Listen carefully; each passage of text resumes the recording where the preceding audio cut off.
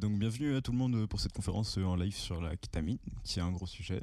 Je vous rappelle, si jamais pour les gens qui n'ont pas de micro, qu'on a un petit salon sans micro que vous pouvez utiliser. J'ai mon deuxième écran à côté, du coup ça me permettra de lire les messages et d'y répondre. Sinon, n'hésitez pas à utiliser votre micro pour ceux qui en ont. Du coup, oui, on s'attaque un peu à un gros sujet. C'est une conférence qui m'a pris pas mal de temps à faire aussi. J'espère qu'on va réussir à peu près tout plier en 1h30, 2h comme d'habitude. On va principalement parler de la kétamine, du coup, de son mécanisme d'action, de sa production un petit peu, des tendances actuelles du marché, aussi bien au niveau chimique que pharmacologique, et on va essayer de s'attarder sur un peu le maximum d'aspects possibles, tout ça de façon relativement condensée. Je pense que vous connaissez un peu la formule. Du coup, globalement, on va commencer sur quelques généralités. Du coup, pour ceux qui ne le savent pas, même si je pense que c'est pas grand monde, mais on ne sait jamais, la kétamine, c'est un produit qui est dissociatif. Du coup, il a tendance à séparer le corps et l'esprit d'un point de vue du ressenti de l'usager. Donc, on est sur un produit qui a tendance à effectivement, généralement, un peu séparer du monde autour, et qui a un effet aussi anesthésiant, donc qui va clairement réduire la sensation de douleur, mais pas seulement, parce que c'est pas juste un analgésique, c'est aussi un anesthésiant complet, c'est-à-dire pour ceux qui connaissent pas la différence, un analgésique c'est quelque chose qui va juste réduire la douleur, un anesthésiant c'est quelque chose qui va réduire vraiment toutes les sensations. Donc pareil au niveau de la sensation de la chaleur, et aussi les sensations tactiles globales non douloureuses du coup là, donc c'est un vrai anesthésiant. C'est un produit super versatile, donc c'est pour ça qu'il est aussi difficile un petit peu à cerner, parce que c'est aussi bien un produit qui est consommé à la maison, un produit qui est utilisé dans des milieux festifs, un produit qui est utilisé aussi en hospitalier, et un produit qui est aussi utilisé comme antidépresseur. On verra un petit peu les différentes applications, les pour et les contre, tout ça au niveau de l'utilisation en tant qu'antidépresseur, vu que c'est quelque chose de relativement récent et dont on parle beaucoup. Donc c'est vraiment un aspect, c'est un produit avec vraiment beaucoup de différentes facettes, et on va essayer de s'adresser sur à peu près tout, j'espère. Et au niveau de la présentation, la substance pure, c'est une poudre blanche, du coup la kétamine HCl. Rarement en solution au niveau festif, après en hospitalier elle est quasiment toujours en solution, vu que c'est pour une administration soit en intraveineuse, soit par sniff. Enfin, du coup en intranasal, sous forme de solution spray nasale pour la dépression.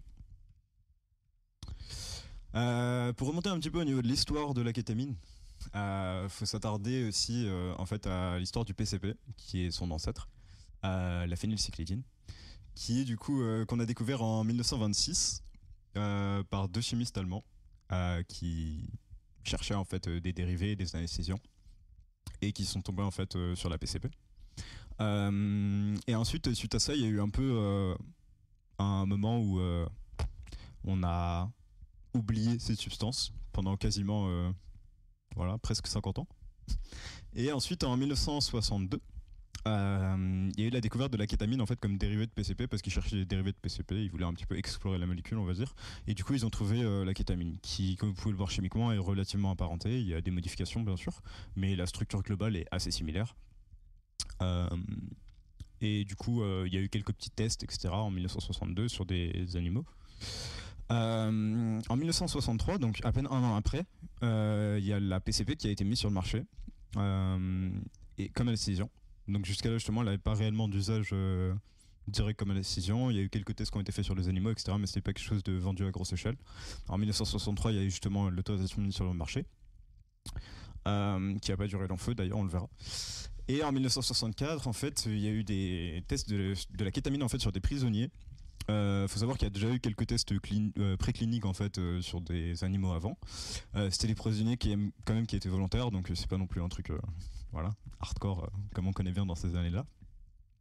Et ils se sont rendus compte qu'il y avait des effets maniaques réduits par rapport à la PCP, qui avait un profil relativement maniaque. Pour ceux qui voient pas ce que ça signifie maniaque, en soi c'est un état plutôt connu des bipolaires. Qui est en fait une phase avec un ego surboosté, de l'excitation aussi bien physique que mentale, et une tendance à faire à peu près n'importe quoi, c'est-à-dire à bouger dans tous les sens, à crier, à avoir des projets bizarres et à faire ce genre de choses. Du coup, la PCP était assez connue justement pour créer des phases maniaques chez les consommateurs, ce qui était pas terrible, surtout en milieu hospitalier où c'est quand même bien d'avoir des patients minimum calmes, surtout dans le cadre d'anesthésie d'ailleurs. Et du coup, en fait, ce qui a mené en 1965 au retrait du marché de la PCP, parce qu'il y avait eu trop d'accidents, il y a eu trop de problèmes. En fait, les gens, ils arrêtaient pas de. Enfin, pas tous, mais il y avait quand même un pourcentage significatif de gens qui avaient des gros problèmes en fait à cause de la PCP quand c'était en milieu hospitalier. Donc finalement, il l'a retiré du marché et c'est là qu'il y a eu plus de recherches en fait sur la kétamine durant cette période entre 1965 et 1970 où on a fait beaucoup plus de recherches sur la kétamine pour voir en fait si c'était plus adapté. Des tests préliminaires qu'on avait fait justement sur les prisonniers volontaires, ça semblait être mieux en termes d'effet maniaque. Mais globalement, voilà, il fallait encore tester un petit peu et du coup c'est là qu'ils en ont profité pour faire des tests, poser tous les papiers aussi pour avoir une autorisation de mise sur le marché. Et c'est là, du coup, qu'en 1970, qu'il y a eu la possibilité de. Enfin, que la FDA a autorisé l'usage de la kétamine sur des humains dans un contexte clinique. Du coup, comme anesthésiant, principalement. Pendant longtemps, ça a juste été un anesthésiant. Bien sûr qu'il a été abusé, mais voilà. Et il y a une grosse utilisation, une grosse popularisation de la kétamine durant la guerre du Vietnam, en fait, parce que c'était assez pratique. Pas trop de risques pour des personnes blessées sévèrement en fait, de dépression respiratoire. Au niveau du rythme cardiaque, il n'y avait pas beaucoup de changements non plus. Et donc au final, c'était un anesthésiant très pratique pour le terrain. C'est d'ailleurs toujours beaucoup utilisé en milieu hospitalier, mais rarement. Enfin, si ça peut être utilisé pour des anesthésies classiques, mais c'est aussi énormément utilisé par des ambulanciers ou dans le cadre où il y a des traumatismes physiques qui peuvent être importants, parce que justement, c'est un des très rares anesthésiants qui a cette capacité à ne pas poser de problème au niveau respiratoire, au niveau de cardiaque aussi. Pas trop de risques avec la kétamine par rapport à ça. Il y a d'autres risques qu'on verra plus tard, mais voilà. Au niveau de la stabilisation des paramètres vitaux, c'est quand même une molécule qui est assez pratique comme anesthésiant. Du coup, voilà, donc on l'a utilisé comme anesthésiant pendant à peu près 30 ans, sans se douter qu'en fait, en début des années 2000, on a découvert qu'il y avait un potentiel assez important comme antidépresseur. Donc il y a eu pas mal de tests et c'était assez compliqué parce qu'il y avait déjà pas mal d'antidépresseurs sur le marché qui étaient beaucoup plus anciens, qui avaient beaucoup plus d'adeptes, on va dire, en termes de prescription. Et du coup, elle a un petit peu peiné à se faire une place. Il y a aussi une incentive économique qui a beaucoup joué là-dessus parce qu'en fait, la kétamine est une molécule qui, justement, comme on l'a vu, elle a été approuvée en 1965. En 1970, pardon. Et du coup, il y avait déjà 30 ans, plus ou moins, où la kétamine, en fait, avait déjà eu son brevet et du coup n'était pas financièrement rentable à développer pour d'autres styles de pathologie, notamment la dépression. Parce que justement, en fait, une fois que le brevet était tombé, tout le monde pouvait fabriquer de la kétamine. Pourquoi faire des recherches sur un produit que tout le monde peut fabriquer alors que les recherches ça coûte cher, les demandes d'autorisation de marché ça coûte cher. Et s'il n'y a pas de possibilité de caler un brevet en fait à la fin, c'est tout de l'argent qui est perdu. Donc personne n'a réellement soupçonné ça. Et c'est là du coup qu'il y a le développement aussi de l'eskétamine que j'ai pas marqué ici, qui est un dérivé de la kétamine, qui est de la kétamine mais chimiquement sélectionné, pour justement reposer un brevet dessus et pouvoir le vendre de façon économiquement viable. Du coup voilà. C'est pour ça que la plupart des recherches au niveau de l'effet antidépresseur ont été faites sur aussi de la eskétamine et pas juste de la kétamine. C'est une question de brevet et d'incentive économique. Donc voilà. Voilà un peu pour la partie découverte historique. Je sais pas si vous avez des questions particulières, n'hésitez pas. Mais sinon, on va passer un petit peu à la suite. On va discuter un petit peu de la production, parce que je trouve qu'on parle jamais assez de la production des produits, et je vais jamais vous donner des détails pour en synthétiser vous-même, mais c'est toujours intéressant de comprendre un petit peu comment ça se fait, quels sont les produits utilisés, où ça se trouve. Je trouve qu'il y a un aspect géopolitique assez intéressant. Du coup, il faut savoir que pour la production, il y a 4 étapes de la kétamine. C'est des étapes qui sont relativement compliquées, mais c'est une synthèse qui est globalement super élégante parce qu'en fait, elle est très jolie à regarder. C'est des très beaux mécanismes et du coup, elle est vachement optimisée aussi parce que justement, vu qu'on a vu qu'il y avait une production industrielle de kétamine, il y a beaucoup de gens qui se sont intéressés il y a beaucoup d'industriels qui se sont intéressés et qui ont développé des méthodes de production qui soient la plus rentable et la plus simple possible. Du coup, il faut savoir que c'est fait principalement dans des laboratoires illégaux, la kétamine illégale.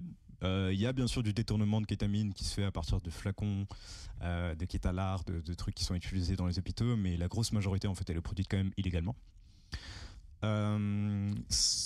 Pour la synthèse du coup il y a beaucoup de produits toxiques qui peuvent potentiellement se retrouver dans la kétamine. Alors d'habitude elle est d'une pureté correcte des résultats d'analyse qu'on a nous. Mais il y a notamment l'utilisation de dérivés de cyanure, il y a du brome qui est un gaz super irritant et super toxique aussi, et de la méthylamine qui est un truc cancérigène et assez explosif. Il y a juste quelqu'un qui a son micro allumé. Si c'est possible de l'éteindre, ça serait cool. Il y a du bruit de fond. Merci.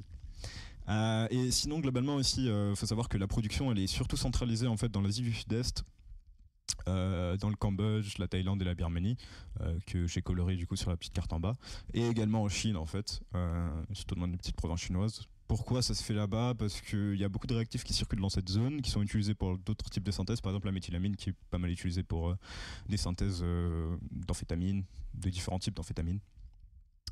Et il y a relativement peu de surveillance policière, il y a beaucoup de coins un peu paumés, et il y a une tradition de la synthèse de drogue globalement en Asie du Sud-Est, qui fait qu'il y a déjà pas mal de laboratoires implantés. Du coup, si vous regardez les statistiques officielles, vous allez voir qu'il y a beaucoup de saisies qui sont faites en Europe. Mais en fait, quand on regarde la quantité saisie, c'est souvent des revendeurs. Alors qu'en fait, en Asie du Sud-Est, il y a peu de saisies, mais c'est des énormes saisies de plusieurs tonnes. Et du coup, c'est comme ça qu'on arrive à peu près à déduire de où ça vient. Après, c'est pas là que absolument tout est concentré. Il y a bien entendu des labos un peu partout dans le monde, mais le gros de la production, le gros des saisies est vraiment fait dans ces pays-là, quoi. Du coup, Cambodge, Thaïlande, Birmanie. Et c'est très rarement de la kétamine pharmaceutique. Jusqu'en 2013, en Inde, il y avait justement toute l'histoire de la kétamine indienne, parce que c'était un médicament qui n'était pas sous ordonnance et très peu surveillé. Et en fait, depuis 2013, il y a eu une nouvelle loi qui est passée, qui a mis la kétamine sur ordonnance et qui fait que le commerce de kétamine est genre beaucoup plus surveillé. Du coup, globalement, c'est plus difficile à obtenir de cette façon-là, et c'est pour ça qu'il y a de moins en moins de kétamine pharmaceutique qui tourne aussi, et de plus en plus de kétamine illicite, qui peut être de très bonne qualité cependant, mais voilà, c'est un truc à savoir. Au niveau des effets de la kétamine, pour discuter un petit peu de ce que ça fait pour les gens qui n'en ont pas pris, juste pour essayer de récapituler un petit peu ça. On a l'effet dissociatif dont déjà parlé avant, donc qui a tendance à dissocier le corps de l'esprit, donc où le cerveau ne se rend pas forcément compte de ce qui se passe dans le corps. On a une perte de sens, de tout ce qui est autour de soi. Ça dépend de la dose, bien sûr. On a une perte justement de la sensation tactile, on a une perte à peu près de l'espace dans lequel on se trouve, etc. Donc on a vraiment une sorte de dissociation entre les perceptions et la cognition. On a une anesthésie, justement, dont on a déjà parlé. Et le chaos, du coup, qui vient à un certain stade, qui est subanesthésique. Du coup, on est en dessous généralement de ce qui est utilisé en hôpital. C'est les doses supérieures au chaos, provoquer réellement un blackout. C'est pour ça que généralement les gens anesthésiés à la kétamine ne s'en souviennent juste pas. Les chaos, du coup, c'est une dose subhospitalière, on va dire.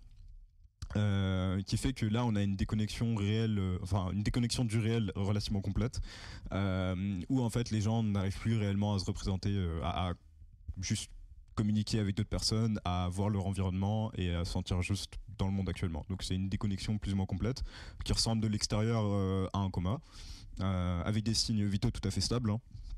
Donc il n'y a pas de problème spécialement à ce niveau-là, mais la personne ne répond plus, peut avoir les yeux ouverts comme ça, et peut potentiellement avoir des mouvements pas trop souhaités. La plupart du temps, les personnes sont assez calmes.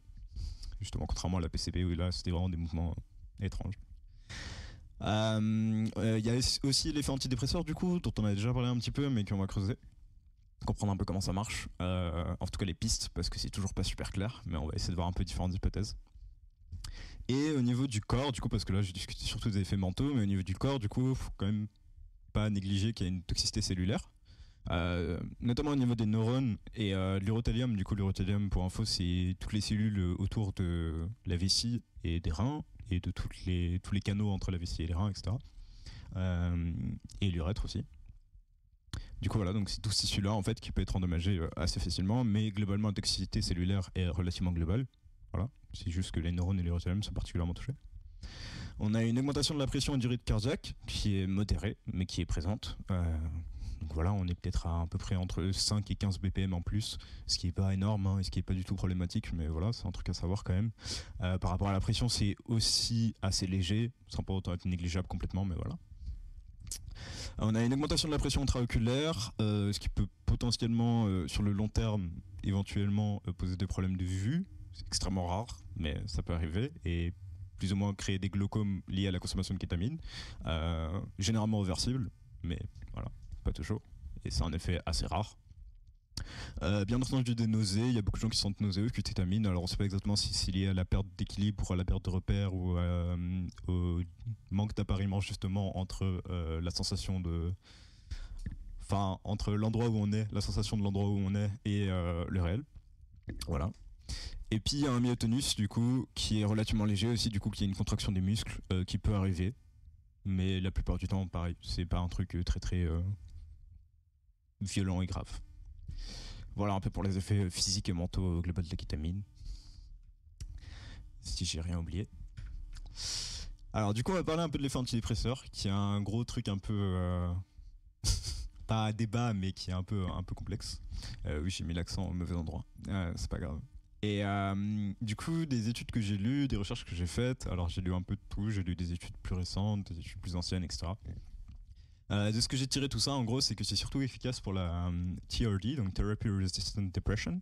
Du coup, c'est la dépression résistante à des thérapies traditionnelles, enfin classiques. Donc, on parle des antidépresseurs à sérotonine et autres monoamines potentiels.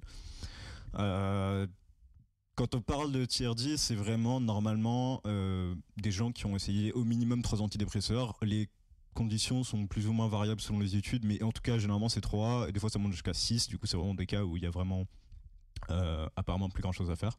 Donc voilà, donc c'est clairement pas une drogue qui doit être administrée. Enfin, en tout cas, de ce qu'on a actuellement et des consignes qu'il y a actuellement par rapport à l'administration de kétamine, c'est pas une drogue qui doit être administrée en première intention par rapport à la dépression. Parce qu'on a relativement peu de recul là-dessus. Et aussi au niveau des études cliniques, il ne faut pas oublier que pour avoir des autorisations pour faire des études cliniques, généralement on ne va pas prendre des patients un peu au hasard, on va prendre plutôt des patients pour lesquels le cas est plus complexe, pour ne pas dire désespéré. Et du coup, c'est dans ces cas-là qu'on a plus de chances aussi d'avoir des études cliniques. Donc il y a eu beaucoup plus d'études sur l'effet antidépresseur de la kétamine qui ont été faites sur des gens qui avaient déjà de la difficulté avec les thérapies standards au niveau de la dépression. Donc ça biaise un petit peu le résultat, mais en tout cas, c'est beaucoup utilisé par rapport à ça. Et actuellement, au niveau des traitements, justement, grâce à toutes ces études qui ont été faites, je pense principalement aussi pour satisfaire les commissions d'éthique, pour avoir le droit de faire des études, et il est actuellement utilisé principalement pour des dépressions résistantes. Donc on a quasiment 70% d'efficacité sur ce type de personnes, ce qui est absolument énorme, donc c'est beaucoup, et c'est très bien. Ce qui fait que quand je parle d'efficacité, c'est sur différentes échelles de la dépression qui sont standardisées. Et du coup qui permettent de mesurer en fait les symptômes dépressifs, que ce soit au niveau de la motivation, au niveau des problèmes de sommeil, au niveau social, etc. Donc c'est des échelles assez larges qui permettent de mesurer une efficacité sur la dépression. Par contre, il y a 40% de relapse après un mois. Et du coup, de relapse, ça veut dire de rechute au niveau des effets dépressifs. Donc le traitement semble plus ou moins efficace, mais dès qu'on l'arrête, justement, il y a quand même pas mal, enfin 40% c'est beaucoup, c'est pas la majorité, mais c'est quand même non négligeable, de gens chez qui les effets de la dépression reviennent. Du coup, ça semble pas être un effet réellement ultra long-termiste pour tout le monde. Enfin, 60% c'était déjà pas mal, mais 40% après un mois, c'est quand même beaucoup de gens qui retombent dans la dépression, donc c'est pas non plus un traitement absolument miracle. Il est très efficace en tout cas en court terme, justement, vu qu'on a quasiment 70% d'efficacité. Mais sur le long terme, c'est un peu plus... il y a un peu plus de débat. Il y a eu une petite polémique au sein de la communauté scientifique par rapport au risque de suicide, parce qu'en fait, dans les associés du coup à la kétamine, parce que déjà, les personnes qui ont des dépressions sont beaucoup plus à risque, et les personnes qui ont en plus des dépressions récentes médicalement, qui ont une dépression du coup qui généralement se traîne depuis des années où ils ont suivi beaucoup de traitements, sont encore plus à risque. Mais il y a quand même des études qui ont mis en avant qu'il y aurait une potentielle augmentation du risque de suicide lié à la consommation de kétamine. Finalement, on ne sait pas réellement. C'est un peu actuellement en cours de discussion, mais ça semble pas non plus être un chiffre complètement mirobolant.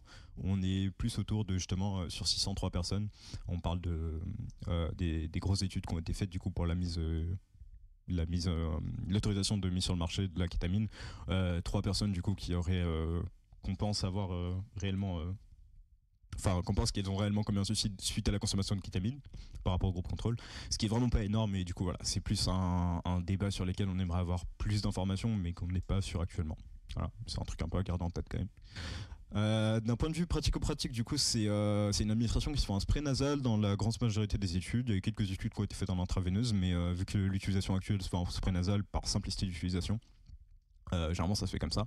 C'est des sprays nasales de 28 mg par dose, qui se mettent généralement une dose de 14 mg du coup par narine. Il peut y avoir effectivement d'autres dosages, etc. Mais il me semble que le plus connu, c'est cette forme-là. Au niveau de la durée de traitement, c'est pareil, un sujet sur lequel on n'a pas énormément d'informations en fait.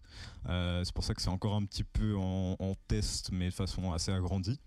Donc c'est pas des thérapies qui sont disponibles partout, on essaie de récupérer des informations là-dessus. Mais au niveau de la durée, en fait, on sait pas réellement. Parce que justement, vu qu'il y a un relapse assez important après un mois de traitement, on se demande s'il faut faire plus, s'il faut faire moins, est-ce que si on augmente la durée, est-ce qu'il n'y a pas du coup plus de risques de suicide, etc. Donc c'est des données qui sont encore en train d'être agrégées pour savoir réellement les durées de traitement idéales, on va dire, pour optimiser les taux de rémission de la dépression. Et parallèlement à ça, du coup, suite à l'engouement qu'il y a eu sur la kétamine, on en a parlé un peu partout dans les médias, dans machin. Et il y a pas mal d'équipes qui sont mises à rechercher des alternatives non psychoactives à la kétamine, du coup, qui auraient potentiellement un mode d'action relativement similaire, mais qui n'aient pas d'effet psychoactif. Ce qui pourrait être super intéressant pour limiter les effets secondaires, parce qu'il y a quand même, on a discuté un petit peu de la toxicité avant physique, mais il y a aussi beaucoup de gens qui supportent pas le traitement d'un point de vue des effets psychologiques que ça induit en fait. C'est pas forcément une sensation super agréable. Après, c'est des doses relativement basses et relativement inoffensives d'un point de vue physique, mais d'un point de vue psychique, ça peut être un peu dérangeant. Et voilà, on essaye de trouver des alternatives non psychoactives, déjà pour limiter l'addiction possible à la kétamine ou aux gens qui en abuseraient, etc. Du coup, voilà, il y a un peu de recherche qui se fait de ce côté-là. C'est une situation du Dr Schatzberg que j'ai mise en bas, qui est assez intéressante, qui est pas ultra récente, je crois qu'elle date de 2019 ou 2020. Bon, c'est récent, mais par rapport à la mise sur le marché de la kétamine, c'est pas si récent que ça. Qui pose un petit peu les doutes actuels qu'on a par rapport à la kétamine. Justement, mis à part qu'on a déterminé que l'administration intranasale de kétamine semble être beaucoup plus pratique que l'administration intraveineuse pour l'effet antidépresseur. On se pose réellement encore la question de l'efficacité, vu qu'on n'a pas suffisamment. Enfin, on a des chiffres actuellement qui sont encourageants, mais on n'a pas non plus des chiffres qui nous permettent d'affirmer de façon sûre et certaine que l'efficacité est réellement ce qu'on a pour l'instant. L'efficacité, elle est efficace, mais c'est pas non plus de. Je vous ai pas mis les scores de rémission, la baisse des scores de rémission, c'est significatif, donc c'est quelque chose d'efficace, mais c'est pas non plus un truc incroyable. Voilà, c'est déjà bien, franchement, surtout pour des personnes qui ont des problèmes avec les antidépresseurs classiques.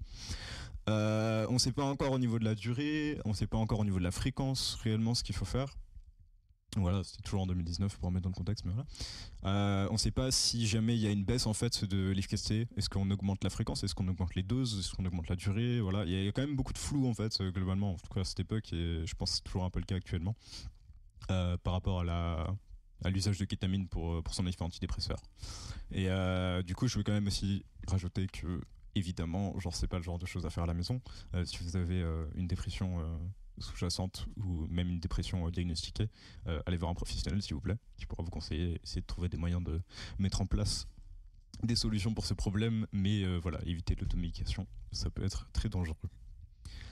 Voilà pour l'effet antidépresseur globalement de ce que j'ai pu en tirer personnellement, de mes recherches que j'ai fait dessus. Après voilà, comme je disais, genre il y a un peu de tout et c'est un peu mixte en attendant, mais voilà, c'était pour mettre aussi un peu de nuance par rapport à la couverture médiatique qu'il y a eu sur l'usage de la kétamine, qui était super enthousiaste, etc. Comme savent très bien le faire les journalistes, c'est pas eux qui manquent d'enthousiasme dans leur article. Mais d'un point de vue scientifique, il y a quand même encore beaucoup de questions auxquelles on n'a pas répondu, et du coup, faut essayer de juste remettre un peu ça en contexte et de prendre un peu de recul par rapport à tout l'enthousiasme qu'il y a eu autour de cette molécule, parce que c'est pas non plus une solution miracle. Voilà, un peu.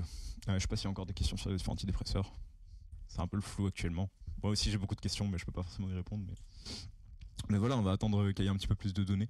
Ça pourra toujours être intéressant.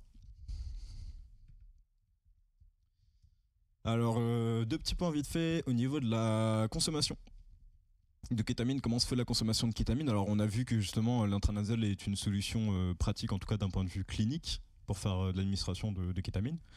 Et on se rend compte aussi que globalement au milieu festif et au niveau de l'usage récréatif, ça se fait aussi souvent en intranasal. Mais il y a quand même quelques personnes qui font ça en IV. Alors pourquoi l'IV, mis à part que ça fait assez peur aux gens. Là je vous ai fait un graphique en fait qui résume les différentes disponibilités de la kétamine.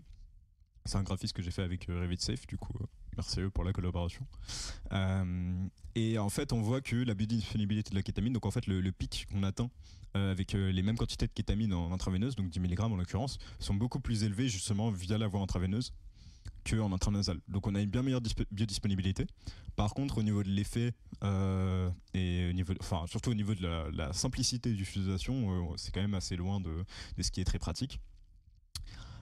Et l'effet aussi pour l'usager peut être désagréable aussi, surtout d'un point de vue clinique, d'avoir une grosse dose d'un coup. C'est pas forcément agréable au niveau du ressenti. Surtout dans le cadre, enfin je veux dire pour de l'anesthésie, c'est pas super important puisque la personne va juste blackout. Mais en l'occurrence, pour un usage thérapeutique, c'est pas forcément bienvenu d'avoir un gros rush de kétamine. Du coup, c'est pour ça aussi que l'usage intranasal a été pas mal. Enfin, on a plutôt utilisé l'intranasal aussi d'un point de vue clinique parce que les effets sont plus légers, la montée est moins abrupte et aussi globalement la kétamine n'est pas une molécule super chère à produire. Pour les skétamines c'est un peu une autre histoire, voilà, mais globalement c'est pas non plus voilà, c'est pas si dérangeant que ça d'avoir un peu de perte au niveau de l'usage.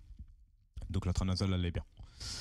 Au niveau des infos supplémentaires du coup qu'on peut voir sur le graphique, il y a en jaune, alors c'est pas super lisible puisque c'est jaune sur blanc en l'occurrence, mais c'est l'intrarectal. Du coup on peut voir que justement ce qui étonne d'ailleurs pas mal de gens, que l'intrarectal pour la kétamine est une voie d'administration qui est globalement vraiment mauvaise, bien inférieure à l'intranasal du coup, et même inférieure au sublingual.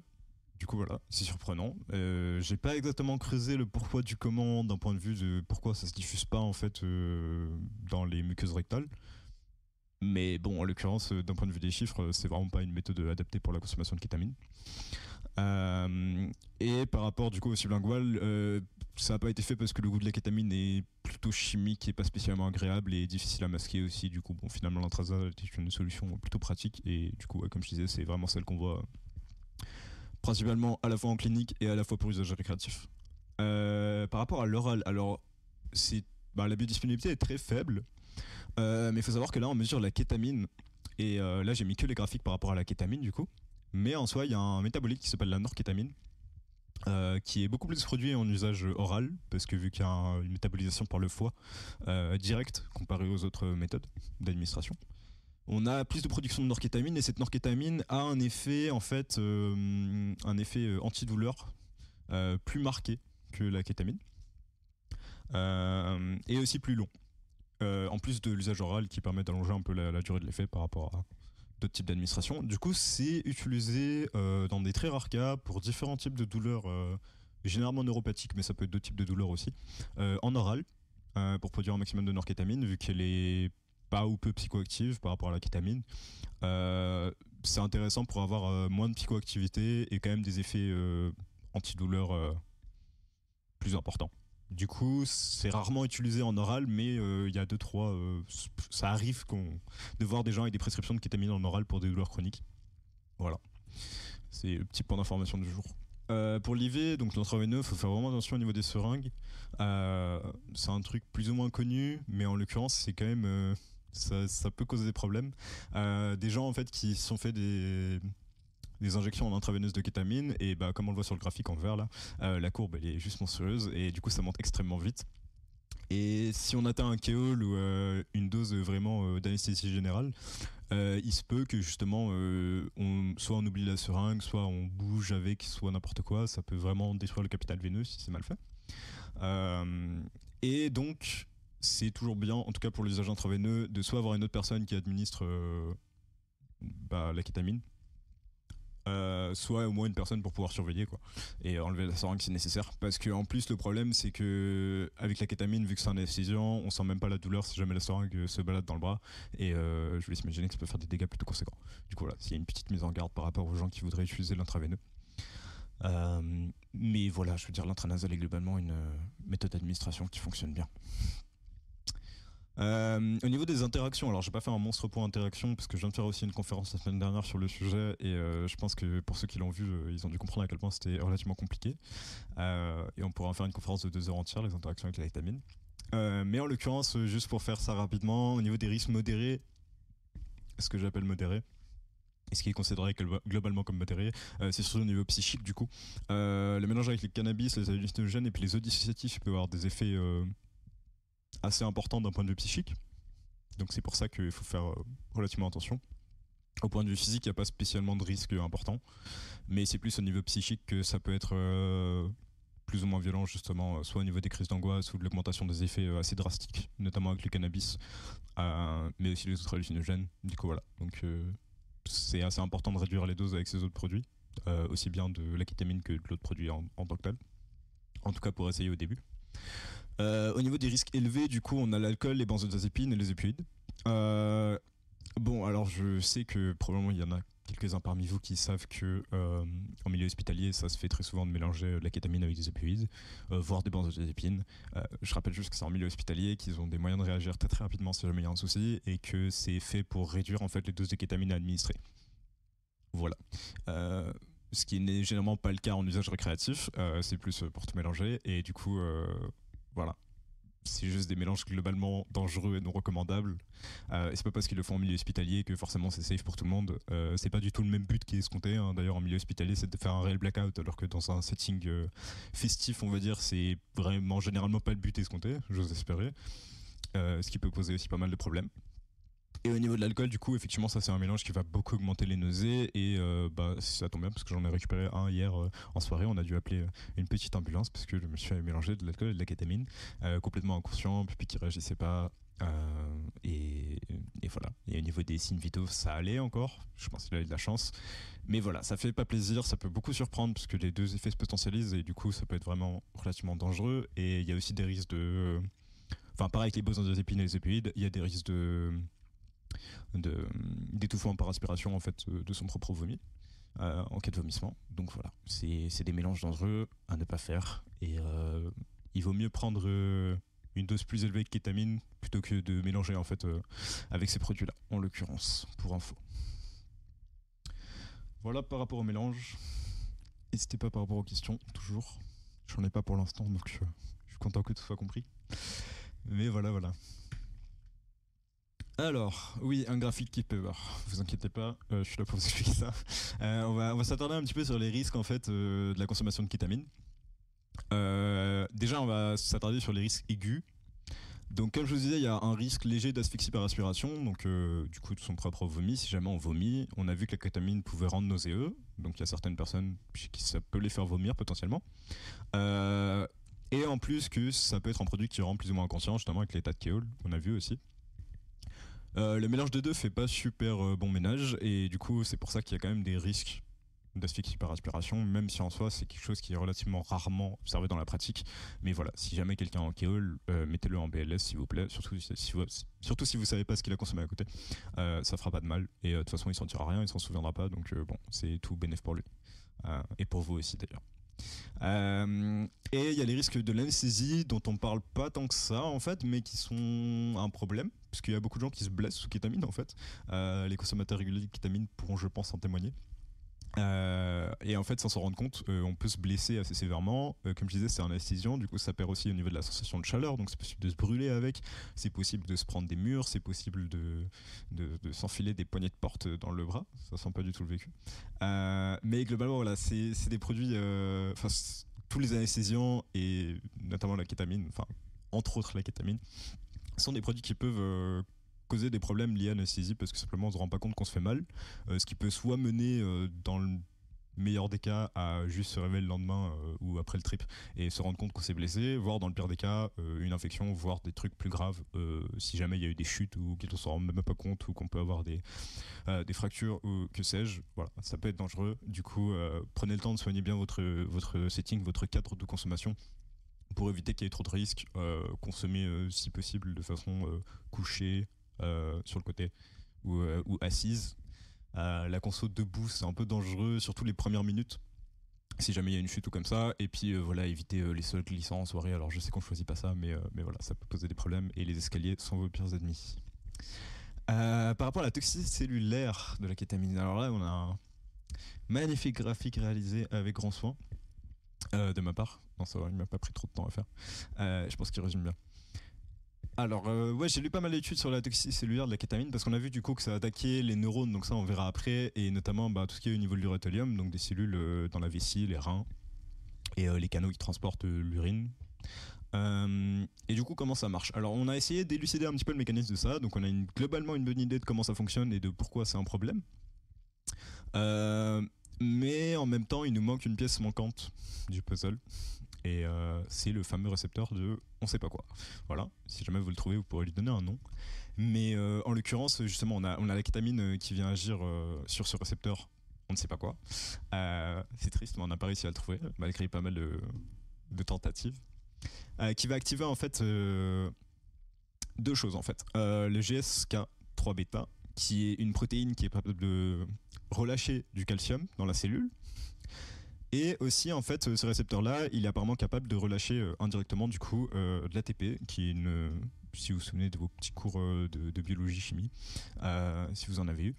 L'ATP, du coup, qui est une molécule énergétique normalement utilisée par la cellule, mais qui peut être relâchée à l'extérieur, du coup, dans le milieu où se trouve l'urine. Et cet ATP en fait qui se retrouve dans l'urine peut activer un récepteur qui s'appelle le P2Y qui lui est capable aussi de faire entrer du calcium.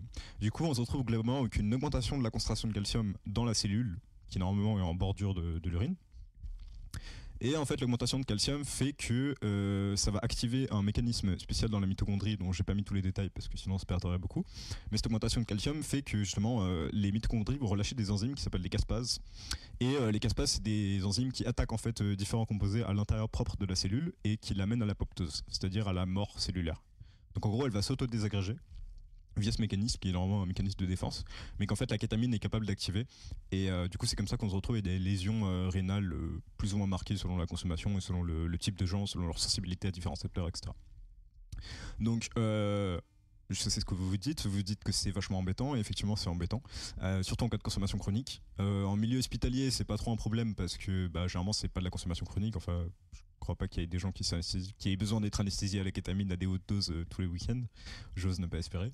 Mais pour les consommateurs récréatifs, du coup, ça peut être un problème qui survient plus ou moins vite selon la constitution des gens et selon un facteur qui est très important sur lequel on peut influencer. Ce qui est cool, c'est de boire beaucoup d'eau. C'est un conseil qui est assez peu donné en fait de ce que j'ai constaté au niveau des consommateurs de kétamine, mais boire de l'eau c'est important. Alors tout le monde sait que c'est pas très cool d'aller faire pipi sous kétamine parce qu'on est tous dissociés et que on n'a pas forcément tous nos réflexes et qu'on n'a pas forcément envie de bouger. Voilà, mais n'empêche que boire de l'eau, c'est quand même super important parce que ça permet de virer non seulement la kétamine qui va se retrouver dans vos parois de l'urothélium, donc ça évite qu'elle se fixe trop sur ces récepteurs-là et qu'elle les active trop. Donc ça permet de réduire le calcium dans la cellule et du coup indirectement d'éviter l'apoptose, donc d'éviter la mort de vos cellules.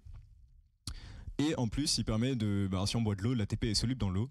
Du coup, ça permet également de virer l'ATP. Donc, ça permet d'avoir ce double effet qui est super bénéfique. Du coup, pensez à boire beaucoup d'eau et à beaucoup faire pipi pour éliminer tout ça et que ça évite de rester dans votre vessie et de faire des dégâts là parce que c'est pas généralement là où on navigue soit la kétamine, plutôt dans le cerveau que dans la vessie.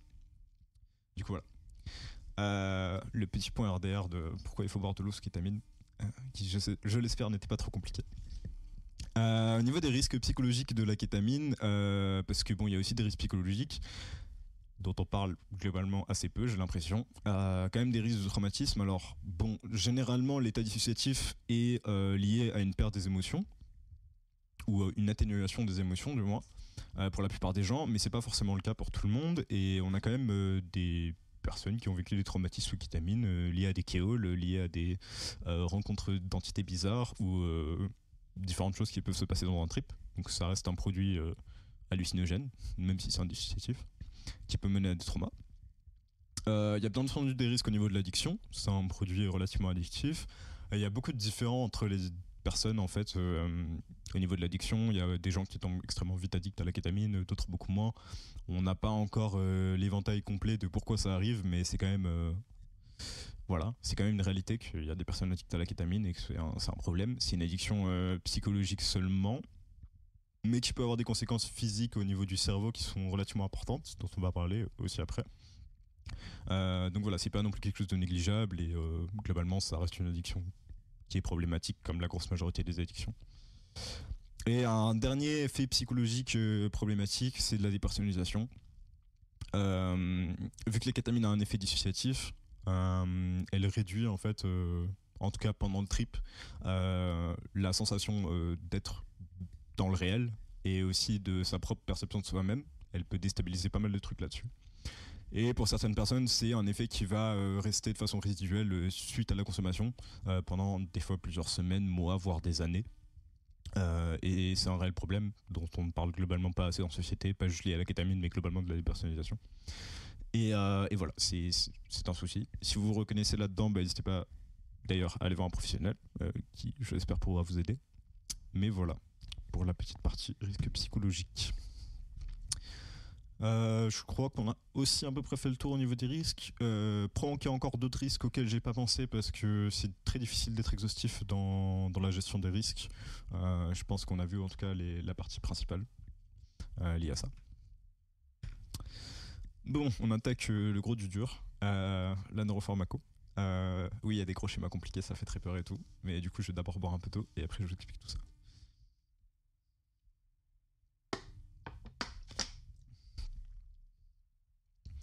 Voilà. Du coup, on va discuter de quels sont les récepteurs qui sont touchés par la kétamine. Ça va être une grosse question, qui est pas si compliquée que ça, rassurez-vous. Comment la kétamine est un antidépresseur, ou du moins les théories et les pistes qu'on a actuellement sur l'effet antidépresseur de la kétamine. Est-ce que la kétamine est neurotoxique ? Est-ce que c'est dangereux pour vos neurones ? Et pourquoi on parle de permatolérance aussi ?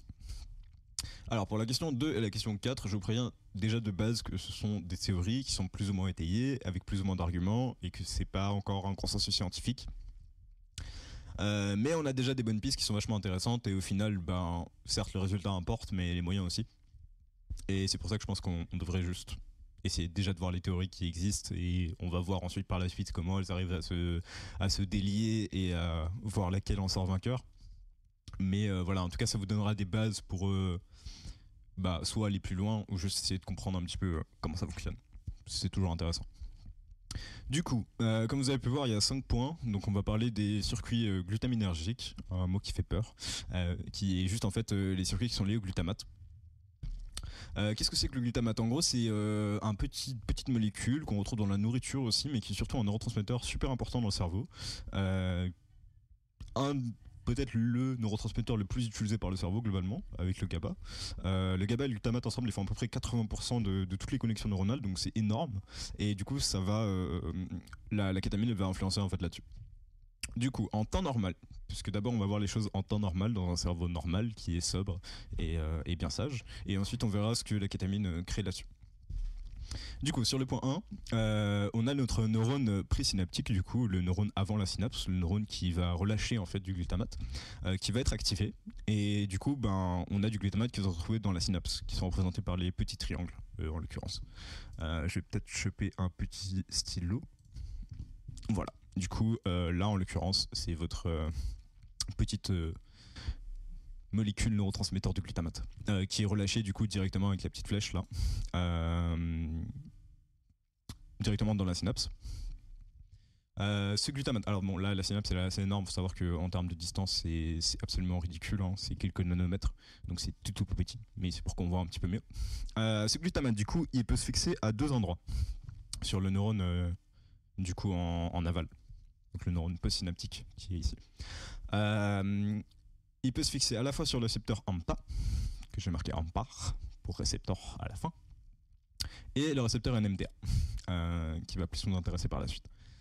Donc il peut se fixer à la fois ici, là, hop, et puis là.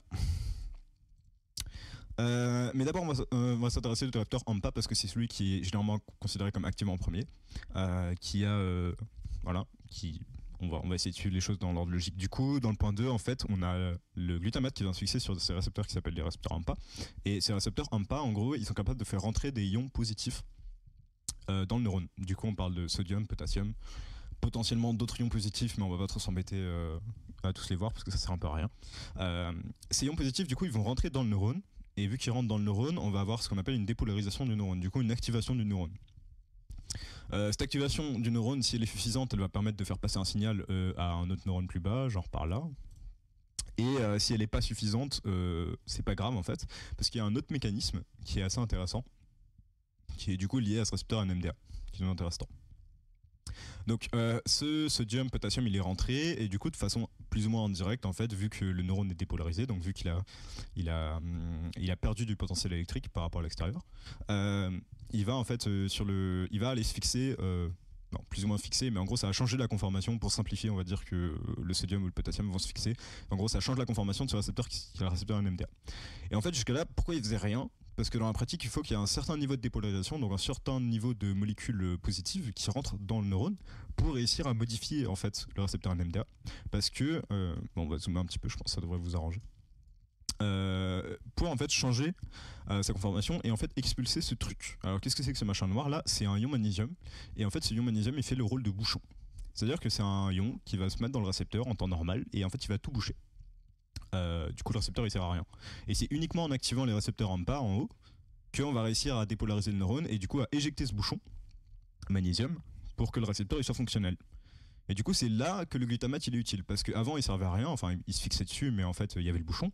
Et là, grâce à le signal depuis l'intérieur, grâce au récepteur AMPA en premier lieu, on a pu expulser ce ion magnésium, ce qui permet d'ouvrir ce canal. Grâce à ce canal qui est ouvert, et du coup bah, c'est cool parce qu'on va avoir des trucs ensuite, il y a le calcium qui est à l'extérieur, qui va rentrer à l'intérieur, simplement par gradient. Donc c'est le petit carré blanc là, en l'occurrence, c'est ce truc, qui va être du coup rentré. Passer à l'intérieur du neurone, et là il va activer une petite suite de cascades d'événements plutôt intéressantes, notamment la calcinurine qui est une protéine qui a pas grosse importance parce que c'est juste un messager, mais en soi justement c'est un petit messager qui va permettre d'activer plus de trucs. Calcinurine parce que du coup activée par le calcium, et cette calcinurine va globalement avoir deux effets qui nous intéressent. En soi, il en a beaucoup plus. Il y a une dizaine de mécanismes compliqués, mais on s'en fiche un peu en l'occurrence pour les questions qu'on a là en haut. Elle va activer la dynamine. On est bientôt à la fin, je sais que c'est compliqué. Elle va activer la dynamine, du coup. La dynamine, rien à voir avec la dynamite, du coup. C'est une molécule, c'est une protéine qui est capable de faire rentrer ses récepteurs à l'intérieur. En fait, il faut comprendre ça un peu comme un mécanisme de défense du neurone, parce qu'il ne faut pas oublier qu'un neurone, c'est une cellule c'est un être vivant, et un être vivant, ça a envie de se perpétuer. Alors même s'il fait partie de vous, tout ça, en fait, il vous doit rien, voilà, une cellule, c'est là parce que c'est là, et c'est tout. Du coup, elle a envie de se protéger. Et si jamais il y a trop de glutamate qui rentre, trop de glutamate actif tout le temps, en fait, le neurone ici va vouloir se protéger, et du coup, il va rentrer en fait les récepteurs, donc les AMPA et les NMDA, à l'intérieur. Comme ça, le glutamate, il pourra plus accéder, et comme ça, le neurone, il est pas trop stimulé. Parce que si on surstimule un neurone, ce qui se passe, c'est qu'en fait, le neurone, il meurt parce qu'il est suractivé, il va faire un burn-out, entre guillemets, et du coup, il va pas fonctionner. Du coup, il y a cette dynamine qui va rentrer en jeu et qui va internaliser ces récepteurs. Et du coup, plus on active les circuits avec du glutamate, plus du coup, il y a du sodium qui passe, plus le sodium, il vient ici, il l'ouvre, ça fait sauter le bouchon, fait rentrer du calcium, et du coup, hop, la dynamine fonctionne. Donc ça fait rentrer ça, et ça permet de limiter, en fait, l'effet du glutamate. L'autre effet qui nous intéresse pas mal, c'est l'EEF. Alors, encore un terme barbare. C'est un facteur d'élongation qui va jouer en fait au niveau de l'ADN pour bloquer la production de BDNF. Dernier terme barbare.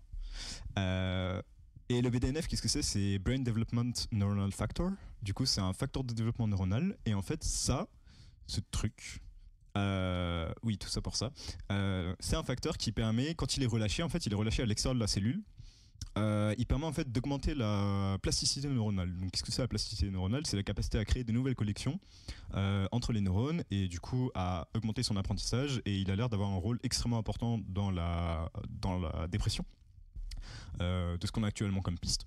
On se rend compte en fait que les antidépresseurs traditionnels, donc tout ce qui est axé sur la sérotonine, en fait l'effet il est indirect et que la sérotonine n'aurait qu'un rôle extrêmement mineur dans la dépression, mais qu'en fait c'est la libération de BDNF qui est produite par ce mécanisme d'action qui permet d'avoir des effets antidépresseurs. C'est confirmé avec, ça reste une théorie au niveau du BDNF, mais en tout cas on a énormément de facteurs qui montrent que ce facteur justement, il aura un effet vraiment important sur la dépression. Et du coup, voilà. Et en fait, quand on active peut-être c'est une façon de rétro-contrôle, entre guillemets, pour éviter qu'il y ait trop de plasticité neuronale. Plus on met du glutamate, plus du coup on a l'activation des AMPA, puis des NMDA, puis on fait rentrer du calcium, plus on réduit le petit... ça c'est important.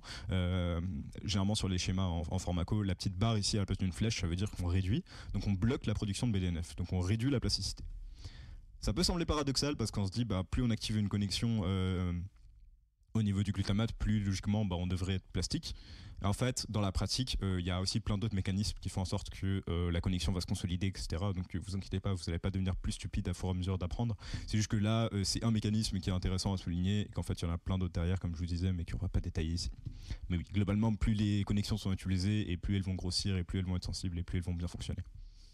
Et du coup, voilà, c'est pas ça qui va ruiner votre apprentissage de trucs parce que ça bloque un peu la BDNF. Du coup, ouais, c'était un peu dense et long, mais là on va plutôt s'intéresser à la kétamine, parce qu'on est là pour parler de ça de base, mais c'est important de poser un peu le contexte de comment fonctionne le glutamate en temps normal pour réussir à comprendre comment marche la kétamine. En l'occurrence, du coup, par rapport à la K, qu'est-ce qu'elle fait? En fait, c'est super simple. Ça va être beaucoup moins compliqué maintenant que vous savez à peu près comment ça marche. La K, en gros, c'est une molécule qui va simplement se fixer ici. Là. Voilà. Genre, on peut la mettre en bleu, je sais pas, on s'en fiche. En gros, elle va se mettre ici et elle va jouer exactement le même rôle que le magnésium. En fait, elle a le même site de fixation quasiment. Elle va se mettre à l'intérieur du récepteur NMDA et en fait le bloquer. Ce qui fait que, non seulement il y a toute cette suite ici avec la calcinurine, etc., donc qui va être bloquée. Ce qui est intéressant parce que du coup, vu que le BDNF, de base, il était bloqué, là, on va pouvoir en produire plus. Du coup, voilà une explication actuellement à peu près la plus probable des effets antidépresseurs de la kétamine, parce que du coup, en bloquant ce récepteur ici, le récepteur NMDA, c'est un antagoniste, on permet de bloquer le F, du coup, lui, il dégage, et du coup, on augmente la production globale de BDNF. Voilà l'explication actuelle de pourquoi c'est un antidépresseur. Ce BDNF, après, bien sûr, il ne reste pas dans le neurone, il est relâché à l'extérieur, et on en retrouve un petit peu partout dans le cerveau, ce qui augmente la plasticité, la production de synapses, de connexions entre les neurones, et du coup, ça, c'est vachement bénéfique pour la dépression, apparemment, de ce qu'on sait actuellement. Et aussi, du coup, un autre truc qui se passe, c'est que on a vu la dynamine. Et là, justement, vu qu'on bloque le récepteur NMDA, on bloque la calcinurine aussi. Et si on bloque la calcinurine aussi, ça veut dire qu'on bloque la dynamine. Et si on bloque la dynamine, alors de base, on se dit, tant mieux, ça va rendre le neurone plus sensible, etc. C'est cool. En fait, non. Le gros problème, c'est que vu que tant que la kétamine est ici, dans son récepteur, et qu'elle le bloque, ça va. Le neurone, il n'est pas suractivé. Mais en fait, plus on bloque la dynamine, moins on peut internaliser le récepteur. Moins on peut internaliser les récepteurs, plus il y en a à la surface. Donc il y en a d'autres qui vont se créer là, un peu partout. Il m'embête ce truc. Voilà. Et vu qu'on en crée en fait un peu partout, ça va rendre le neurone beaucoup plus sensible au glutamate. Parce que dès qu'il y a un peu de glutamate qui va être relâché, le neurone il va être très activé. Et en plus, aussi les récepteurs AMPA. Pas juste les récepteurs NMDA qui peuvent potentiellement être bloqués si jamais, parce qu'il n'y a peut-être pas assez de polarisation ou autre. Des dépolarisations. Là, en l'occurrence, en fait, il y aura plein de récepteurs un peu partout. On empêche un mécanisme de protection du neurone. Et comme je vous disais, les neurones, ça reste des cellules qui sont plus ou moins indépendantes. Et du coup, elles ont besoin de se protéger si jamais. Et c'est là, en fait, qu'on comprend que la kétamine, en fait, est neurotoxique. Elle n'est pas neurotoxique à cause de son effet direct, mais en fait, par effet indirect, elle empêche le neurone de se protéger et du coup d'internaliser ses récepteurs. Ce qui fait qu'en fait, le neurone, il va être beaucoup trop sensible et il n'a plus de capacité de protection. Donc en fait, il va être suractivé par tout ce glutamate et finalement, généralement, il va justement faire un burn-out, mourir par apoptose en fait. La cellule va se détruire et du coup, ça tue le neurone. Ce qui est pas super cool pour votre cerveau, effectivement. Alors bon, évidemment, ce mécanisme lié à la dynamine, plus on consomme de kétamine et plus il va être marqué, et plus ça va être problématique. Si l'inhibition de la calcinurine et puis de la dynamine, elle se fait de façon extrêmement ponctuelle, même si c'est des doses assez fortes, comme en milieu hospitalier, il n'y a pas trop de problèmes. Par contre, chez des consommateurs extrêmement chroniques qui consomment de la kétamine plusieurs fois par jour, de façon régulière et sur de longues périodes, on observe en fait une neurotoxicité quand même glutaminergique, donc liée au neurone à glutamate, qui est relativement marquée. Du coup, c'est pas un produit bénin. Par rapport à ça, c'est quand même un truc à savoir. Du coup, voilà. Donc c'est cool, on a déjà répondu globalement à 2 questions globales de quels sont les récepteurs touchés, pourquoi c'est neurotoxique. Au niveau de l'antidépresseur, on a déjà réussi à comprendre un petit peu le début des effets. Et la permatolérance, on va y venir. On va finir avec l'effet antidépresseur, du coup c'est vous connaissez, après on parlera un peu de la permatolérance. Du coup, par rapport à l'effet antidépresseur, on a vu que globalement c'était lié à ce BDNF, probablement, comme je vous l'ai dit, ça reste une hypothèse. Et ce BDNF en soi, il y a des chercheurs qui se sont dit en fait ça se trouve c'est pas ça. Et pour ça en fait ils ont fait plusieurs choses. Il y a notamment un groupe qui s'est intéressé chez le rat du coup, mais c'est déjà mieux que rien, à en fait, juste prendre en compte et se dire, en fait, si ça se trouve, c'est pas la BNF qui est responsable. Et eux, ils pensaient que c'était un autre récepteur qui est touché par la kétamine. Parce qu'il n'y a pas forcément beaucoup de gens qui le savent, mais en fait, le récepteur ici que j'ai mis en bas, là, le MOR, qui est un récepteur opioïde mu, du coup, qui est aussi activé par la morphine et par d'autres types d'opioïdes, comme le fentanyl, comme autres, et aussi activé en fait légèrement par la kétamine.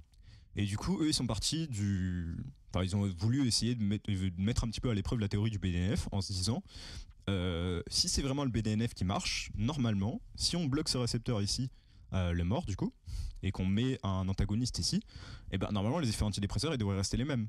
Parce qu'on gêne pas du tout tout ce chemin du glutamate, on bloque juste ces récepteurs opioïdes. Et normalement, ça devrait pas avoir d'impact sur la dépression. Ils ont fait ça pour beaucoup de récepteurs, hein, mais là je vous parle du mort parce que c'est celui qui a été concluant.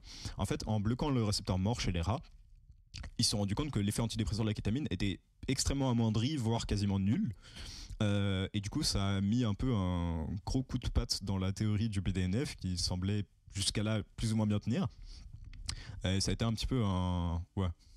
Ça a fait beaucoup de bruit au niveau scientifique concerné par la kétamine. Et, euh, et du coup, ouais, c'était un petit peu du n'importe quoi. Enfin, c'était pas du n'importe quoi, c'était une très bonne étude en soi, mais c'est simplement que ça a remis un peu tout en question et ça a pas fait super plaisir à tout le monde. Du coup, suite à ça, on s'est dit, bon, c'est des études sur les rats. Donc voilà. Et en parallèle, en fait, il y avait une autre équipe qui travaillait sur un autre antagoniste NMDA, donc qui a un mécanisme d'action très similaire à la kétamine, mais qui agit pas sur les morts. Et du coup, suite à ça, en fait, ils ont découvert que ça fonctionnait quand même. Du coup, actuellement, on est dans une situation un peu contradictoire où on se demande si ces morts-là, ces récepteurs opioïdes mu, on se demande réellement s'ils ont un rôle à jouer ou pas, potentiellement chez les rats. L'étude qui a été faite avec l'antagoniste NMDA, donc similaire à la kétamine, a été faite chez les humains, sans activer le récepteur mort, du coup. Et pourtant, ça marche bien. Du coup, c'est un peu un sujet à débat actuellement. On ne sait pas réellement. Pour l'instant, la piste du BDNF semble globalement la plus logique.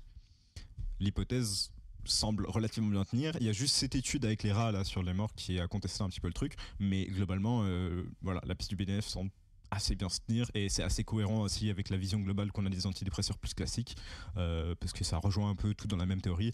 Honnêtement, ce serait cool que ça marche. Après, le truc, c'est que actuellement, c'est encore relativement incertain et qu'il y a encore beaucoup de tests à faire. Mais voilà, au moins comme ça vous avez un petit peu le schéma du débat actuel un peu au niveau du BDNF. C'est juste une petite partie du débat, hein, la kétamine, mais c'est déjà un bon terrain de fight entre les scientifiques. Voilà. Comme ça on a vu un peu le côté aspect antidépresseur et le fait qu'on soit pas non plus complètement certain du mécanisme, etc. Mais la piste BDNF semble intéressante, mais voilà, ça pourrait potentiellement être contesté. Par rapport à la permatolérance, du coup, ça c'est une question qui revient énormément. De pas mal de gens qui me posent la question de comment ça, permatolérance, pourquoi il y a une permatolérance avec la kétamine, et déjà c'est quoi une permatolérance? Du coup, une permatolérance, selon les usagers qui consomment ça de façon régulière, c'est pas un truc qui a été remarqué dans le milieu hospitalier, soit parce que pour les anesthésistes c'est des dosages très uniques entre guillemets, c'est pas des dosages réguliers, soit c'est utilisé pour la dépression, dans ce cas là c'est des dosages assez bas et relativement espacés. C'est plutôt chez les consommateurs occasionnels qu'ils se rendent compte qu'en fait il y a une tolérance qui semble ne pas baisser. C'est-à-dire que même après des pauses relativement longues, on a quand même une tolérance qui est forte, ou alors elle revient extrêmement vite. Et c'est vrai qu'on n'a pas trop apparemment on semblait ne pas avoir vraiment de réponse à pourquoi cette tolérance est aussi rapide. Il y a eu plein d'hypothèses qui ont été émises par rapport au glutamate, vu que le glutamate c'est globalement un système qui est très impliqué dans l'apprentissage. De plein de trucs, de la mémorisation, mais aussi de l'apprentissage de mouvements, etc. On s'est demandé si, vu que ça a paralysé le système glutaminergique, qui est très lié dans l'apprentissage également à long terme, est-ce qu'il n'y avait pas un lien du coup avec la kétamine qui a aussi un effet à long terme, vu qu'aussi c'est une permatolérance qui est reportée pour d'autres types de dissociatifs qui agissent à peu près de la même façon. Actuellement, il y a une étude que j'ai trouvée qui était super intéressante où en fait ils sont développés c'est des cellules in vitro, hein. C'est pas sur des vrais humains, mais c'est déjà ça. Et en fait, ils ont développé plusieurs styles d'antagonistes assez intéressants. Et notamment, il y en a un qui s'appelle le AP5. Et le AP5, en gros, c'est un c'est un antagoniste NMDA, comme la kétamine, simplement à la place de se fixer bah, sur le site du magnésium qu'on a vu ici, donc le bouchon, et de jouer le rôle du bouchon, c'est un antagoniste qui vient se fixer ici, sur le site de fixation du glutamate. Du coup, il n'a pas le même site de fixation. Ce qui est assez intéressant en soi, déjà, parce que c'est un mécanisme nouveau, même si l'effet normalement est censé être le même. Et au final, ils se sont rendus compte que la tolérance était beaucoup plus faible avec la P5, donc avec ce nouveau mécanisme, par rapport à la tolérance qu'il y avait avec la kétamine. Et ça, c'est un truc qui peut sembler anodin, mais en fait, c'est super intéressant parce que ça veut dire que toute la chaîne là derrière, super compliquée qu'on a déjà vue, en l'occurrence, et qui en fait est beaucoup plus complexe que ça, elle a quasiment aucun rôle en fait dans la tolérance à la kétamine. Du coup, l'histoire de la dynamine, alors c'est toujours très utile pour expliquer pourquoi c'est neurotoxique, mais ça n'a pas réellement de rôle par rapport à ça. Si vous avez essayé de déjà imaginer la tolérance liée à la dynamine, en fait, ça semble pas être si important. Ce qui a réellement d'intéressant, c'est qu'en utilisant justement cet AP5 ici, on a pu se rendre compte que en fait le problème il vient réellement du récepteur NMDA lui-même en fait. C'est pas lié à la cascade d'effets qu'il y a derrière. Et vu que ouais ça devient un petit peu un chenille, on passera à la page suivante, on verra plus. Ça ira. J'avoue qu'il y a un peu des couleurs partout. Mais oui, en gros globalement, on sait que c'est lié à ce récepteur NMDA. Ce qui est très intéressant justement pour éliminer la causabilité possible de toute cette cascade d'effets qu'il y a derrière. Et donc ce récepteur NMDA, en fait, on a constaté que la structure interne changeait. Et que ici, en fait, le site là, qui permet normalement de faire bouchon avec le magnésium, il est modifié. Du coup, au niveau de la structure réelle du récepteur, on ne sait pas si c'est dans le repliement du récepteur, parce que c'est une protéine, du coup, ça se replie en petits morceaux pour faire des formes et tout. On ne sait pas si c'est réellement dans le repliement du récepteur ou si c'est des changements d'acide aminé, ce qui peut arriver aussi. Mais en tout cas, c'est vraiment lié à ce récepteur-là. Et dans tous les cas, les changements de récepteur, c'est des trucs qui se font, qui ont des conséquences à long terme. Parce que soit c'est des changements dans la traduction de l'ADN, ce qui peut être ce qui est des effets à long terme la plupart du temps, soit c'est des effets effectivement liés au repliement de la molécule, et dans ce cas-là c'est un effet assez durable en fait, des protéines qui aident les autres protéines à se replier, qui sont les protéines chaperone. Et du coup dans les deux cas en fait c'est un effet à long terme. Et maintenant, ce qui est cool, c'est qu'on a réussi à cibler, on a pu éliminer en fait toutes ces causes ici potentielles de tolérance à la kétamine. Et du coup, c'est vraiment lié à la forme du récepteur NMDA qui est modifiée en fait. Voilà. Donc c'est très bien. C'est une super bonne étude, c'était super intéressant. Je suis très content de l'avoir trouvé. Malheureusement, déjà c'est cool, mais ça nous explique pas non plus exactement tous les détails de pourquoi, du comment, quel est le changement de forme, est-ce qu'il y a des façons de contrer ça. Pour tous les gens qui me demandent au niveau de la permatolérance, est-ce que ça va revenir à la normale un jour, franchement, cette étude n'a pas apporté de réponse par rapport à ça. Et c'est des changements qui, je pense, sont assez complexes à obtenir. Après, je pense qu'il faut faire juste jouer le temps pour l'instant, parce qu'on n'a pas trop de solutions, on n'a pas des médicaments miracles anti-permatolérance. Mais en l'occurrence, justement, je pense qu'il va falloir faire jouer un petit peu le temps et faire en sorte que le récepteur reprenne sa forme normale pour qu'il soit de nouveau sensible à la kétamine et au dissociatif avec le même mécanisme d'action. C'est un peu la, voilà. Après, il y a une part de chance aussi au niveau du repliement. C'est pas sûr que le récepteur il va revenir à sa forme normale. Chez certaines personnes, ça va se faire vite, chez d'autres personnes, ça va se faire lentement. Mais voilà. C'est déjà un bon début de point de compréhension, et je pense que ça permettra de répondre à pas mal de questions au niveau de la permatolérance, parce que c'est toujours une question qui était genre super floue pour la plupart des gens, j'ai l'impression. Voilà, bon, c'était super dense, je pense, pour vous. Du coup, on va y aller en mode un peu plus chill maintenant. C'était la partie technique compliquée et tout. J'espère quand même que vous avez fait des trucs et que vous n'êtes pas perdus. Je rappelle aux gens qui sont en live aussi qu'il y aura une rediffusion chez jamais vous voulez vous remettre le passage, prendre le temps de bien comprendre et tout, si ça vous intéresse. Ça peut être cool aussi. Mais voilà, je pense que j'ai réussi à expliquer à peu près tout ce que je voulais de façon à peu près correcte, j'espérais. Voilà. J'essaie encore d'apprendre un peu à faire de la vulgarisation potable, mais j'espère que c'est bon. Voilà, du coup, si vous avez des questions par rapport à ça, ou si vous êtes complètement perdu aussi, dites-le moi. Et si jamais, genre, il y a des trucs qui vous dérangent ou que vous n'avez pas compris ou que c'était pas clair, n'hésitez pas aussi à me le dire. Comme ça, au moins, c'est clair pour tout le monde, parce qu'il se peut que j'aille un peu rater des trucs ou que je sois passé trop vite au niveau de certains mécanismes, ce qui peut poser un peu problème. Voilà, du coup, Bah c'est bien parce que déjà c'est la dernière slide. J'ai prévu du temps pour les questions parce que bah comme je disais j'ai tout le temps des questions avec les recherches chemicals, avec la kétamine pardon et du coup on va pouvoir revenir potentiellement sur pas mal de questions que vous avez. Euh, Si j'ai pas déjà répondu à tout, ce qui m'étonnerait, mais voilà. Et sinon on va parler vite fait des recherches chemicals parce qu'il y a quelques recherches chemicals. Donc, pour ceux qui savent pas ce que c'est des produits dérivés en fait de la kétamine qui ont été sortis. Euh, Avec des effets plus ou moins similaires, et ce qui nous permet aussi de faire un petit point sur comment la formule chimique va affecter l'effet en fait. Voilà. En l'occurrence, bon déjà au tout début, bah, comme je vous disais, il y a le PCP, et on peut déjà considérer la kétamine comme une sorte de recherche chimique entre guillemets, ce qui est une modification chimique du PCP. À l'époque, c'était ça, avant que ça soit devenu une drogue plus courante. Et en fait, ce qu'on a pu observer, enfin au niveau des changements de la structure chimique, c'est ça déjà. Là et là. Bon, même pour les gens qui n'ont jamais fait de chimie de leur vie, je pense que vous voyez que le groupe ici est genre beaucoup plus grand que le groupe sur la kétamine. Et en fait, on se rend compte que plus on baisse la taille de ce groupe ici, donc plus on le rend petit, moins on a des risques d'avoir des effets stimulants. Et du coup, là, c'est quelques exemples de recherche chemicals. Et du coup, vous avez vu qu'ils avaient tous un petit méthyle ici, donc c'est tous un petit trait. C'est pas un truc énorme, mais on s'est rendu compte avec les autres dérivés en fait que globalement, plus ce groupement est là est grand, et plus en fait il y a des risques d'avoir des effets très stimulants. Du coup, en réduisant ce groupe-là, on a déjà pu avoir des effets qui étaient moins stimulants. Il y a un autre facteur qui joue sur l'état de manie, du coup l'état un peu stimulant, pareil. C'est ce groupement ici, qui est une cétone. Et en fait, cette cétone-là, elle permet, c'est une découverte qu'on a fait grâce à la synthèse de kétamine à partir de PCP, qui a fait en sorte que, en mettant des groupements cétone ici, on réduit aussi fortement en fait les effets stimulants, et aussi la molécule est éliminée plus rapidement.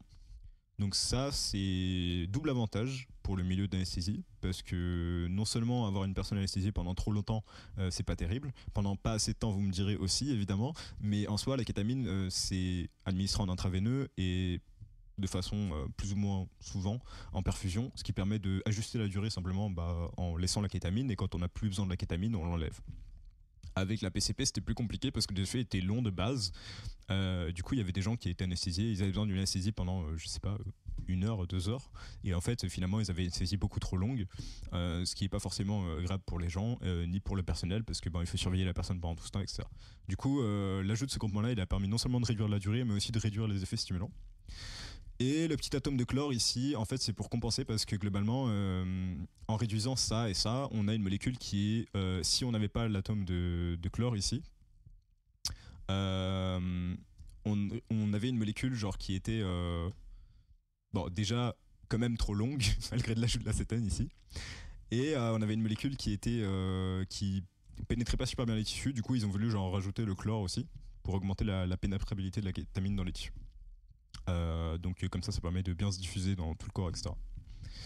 Suite à ça, on a eu des dérivés beaucoup plus récents, hein. La desloroctamine et la DCK, c'est des dérivés qui sont arrivés après les années 2010, donc on est vraiment 50 ans plus tard, quoi.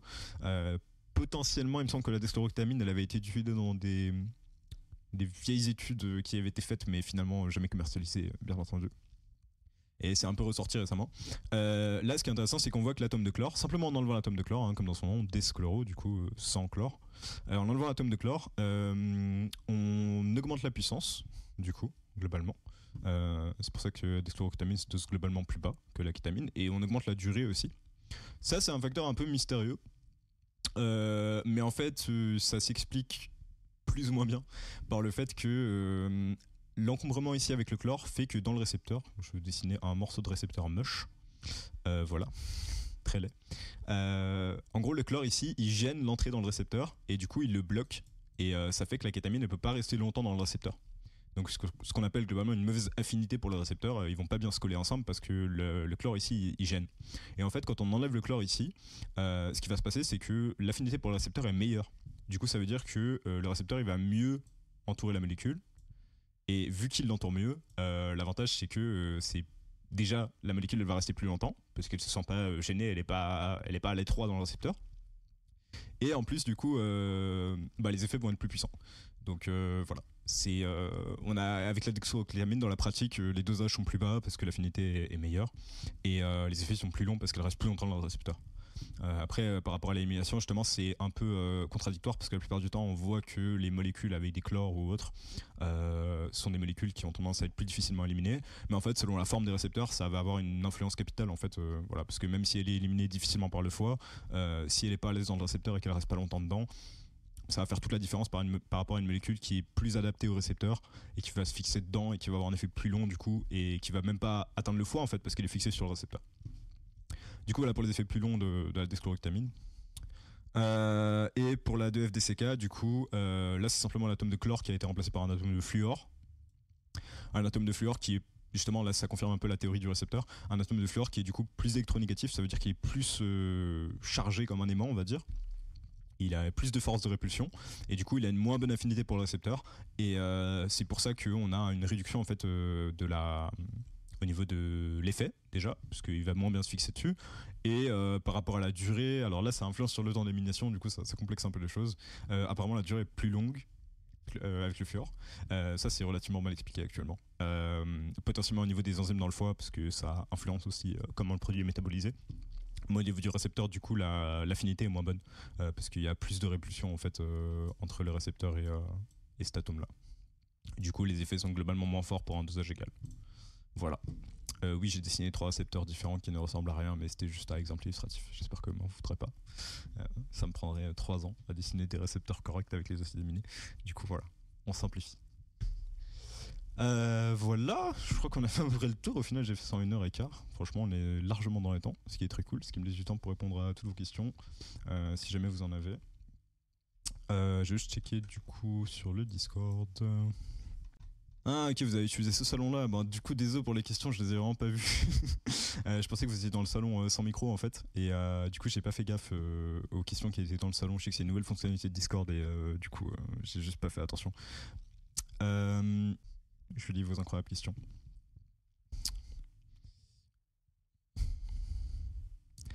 La eskétamine, ouais, bah c'est vrai qu'on en a pas parlé, alors que voilà, c'est un sujet méga important, forcément, il fallait que j'oublie un truc.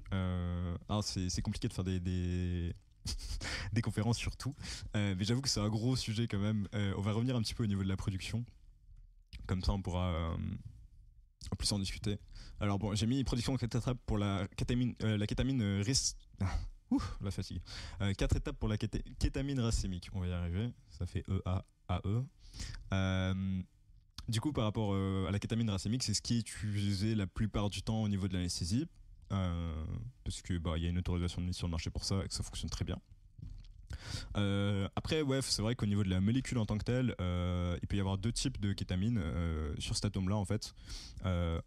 Si vous imaginez une représentation en 3D, pour les gens qui ont eu la chance d'avoir un peu des cours de chimie, faut s'imaginer qu'en fait ça c'est en 3D, qu'il y a une partie, genre par exemple celle-là qui va être derrière et cette partie-là qui va être devant. Voilà. Et en fait ça peut s'inverser. Il y en a une qui peut être devant, l'autre derrière, et une devant, et du coup l'autre derrière. Enfin bon, bref. Voilà. Ça serait dans le plan, et puis par exemple la partie ici, ça serait une partie à l'arrière et ça une partie à l'avant, ou inversement, ça à l'arrière et ça à l'avant. Ce qui donne en gros 2 formes de kétamine, donc la kétamine S et la kétamine R. Alors, ne me demandez pas exactement laquelle est avant, laquelle est à l'arrière. Je pourrais le savoir, mais ça servira absolument à rien dans cet exemple-là. Enfin, dans ce cas de figure. Du coup, ça donne 2 formes de kétamine, et ces 2 formes de kétamine n'ont pas forcément les mêmes effets. On a pu le vérifier dans des études. Et ces formes de kétamine là, du coup, ce qui est intéressant de ce qu'on a réussi à étudier, c'est que la forme S est plus active, 2,8 fois plus active si je ne m'abuse de ce que je me souviens, par rapport à la forme R. Surtout au niveau des effets psychoactifs, du coup, pas uniquement l'anesthésie, mais les effets dissociatifs notamment, et puis voilà. Mais globalement, c'est une forme plus puissante de kétamine. Voilà, on pourrait s'arrêter là, mais ça serait un peu trop facile, et du coup, on va procéder à faire un peu de debunk. Désolé pour les gens qui sont déjà tapés toute l'histoire 50 fois, mais notamment pour les gens du serveur. Mais je pense que c'est un truc important à faire, parce qu'on entend ça un peu partout. Pour produire de la eskétamine, pour revenir un peu là-dessus. Donc, pour produire de la eskétamine, faut savoir qu'on peut pas... Enfin, il y a peut-être des moyens...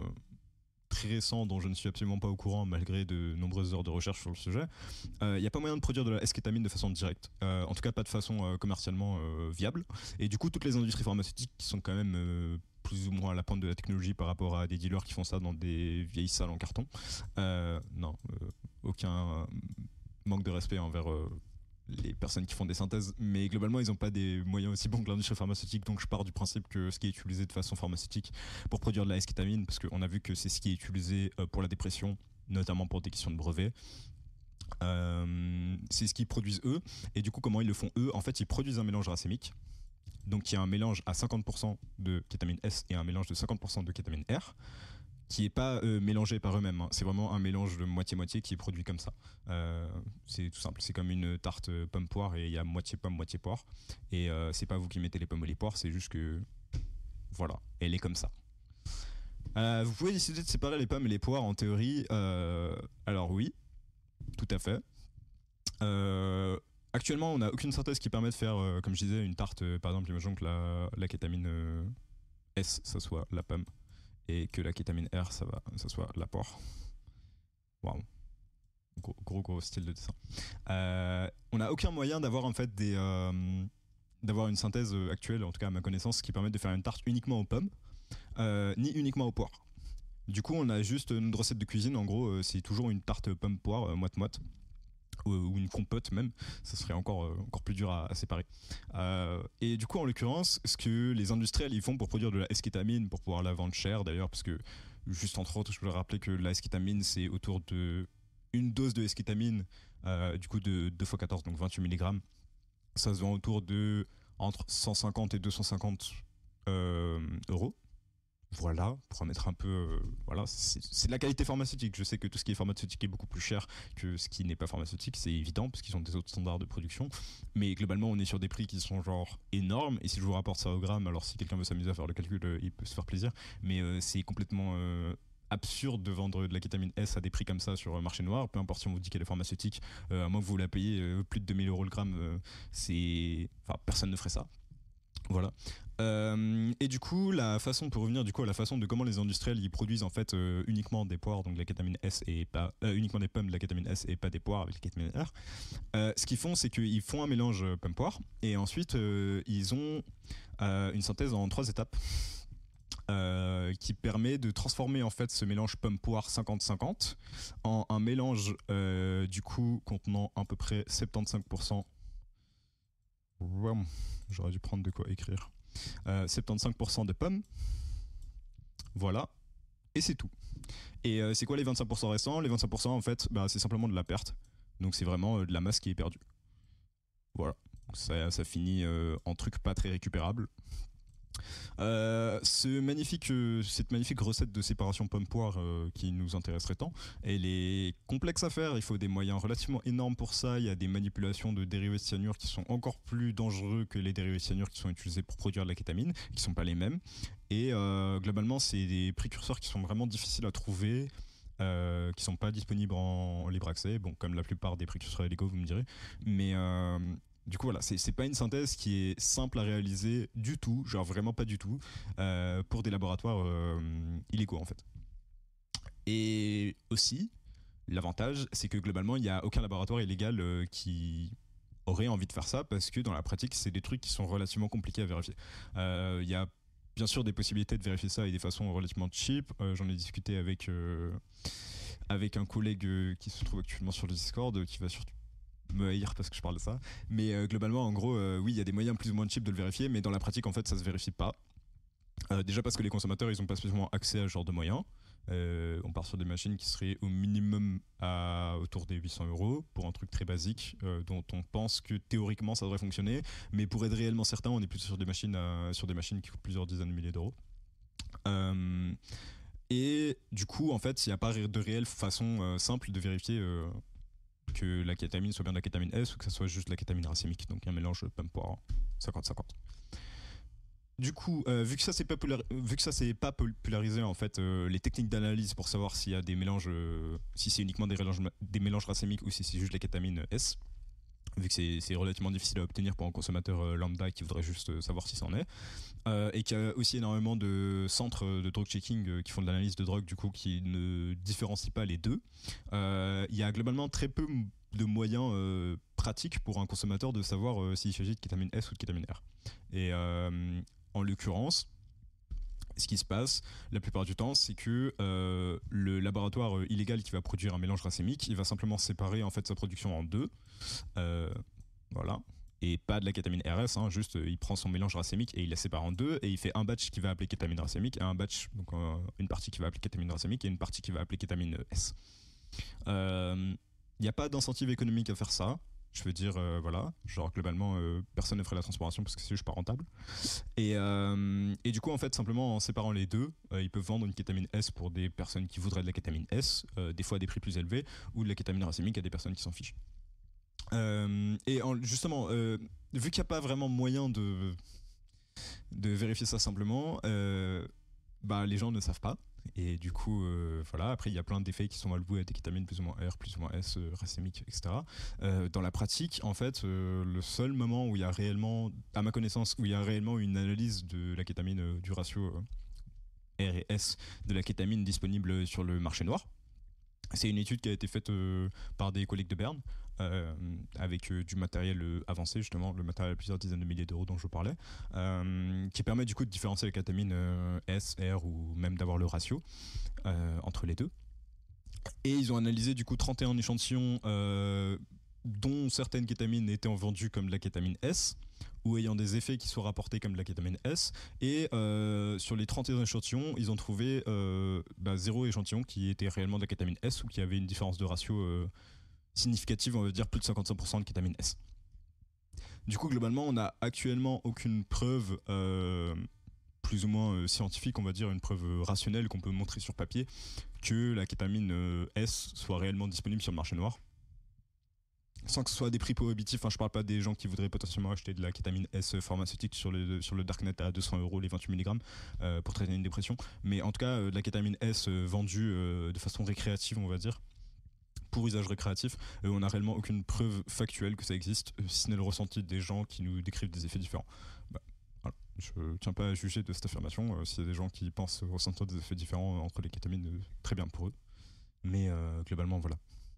On n'a pas de preuves factuelles que ça existe. Et si ces personnes veulent nous amener des preuves factuelles que ça existe, je serais très content. N'hésitez pas à me dire en commentaire de cette vidéo si vous avez des preuves factuelles que de la kétamine S est vendue, je parle bien de preuves factuelles, pas de preuves en termes de ressenti, que de la kétamine S est vendue sur le marché noir à des prix relativement standards, on va dire. Je serais très intéressé, mais des recherches que j'ai faites, j'ai juste pas réussi à trouver une preuve comme ça. Du coup, jusqu'à preuve du contraire, on n'a pas de raison particulière de supposer que la kétamine S est réellement vendue sur le marché noir. Voilà pour le point kétamine S et R qui fait débat depuis un moment. Une question de pourquoi en enlevant le chlore on change totalement la biodisponibilité. Bon, on va revenir sur les RC. Du coup, c'était. Oh, le chlore on change totalement la biodispo. La biodispo, en gros, justement, elle va être affectée par la capacité du produit à passer à travers différentes membranes. Par exemple, si on le prend en intranasal, du coup, ça sera les membranes des sinus. En l'occurrence, normalement, quand on ajoute un chlore, du coup, les chlores, en gros, ils ont tendance à repousser à peu près tout. Mais ils ont une bonne capacité à se faufiler entre les membranes.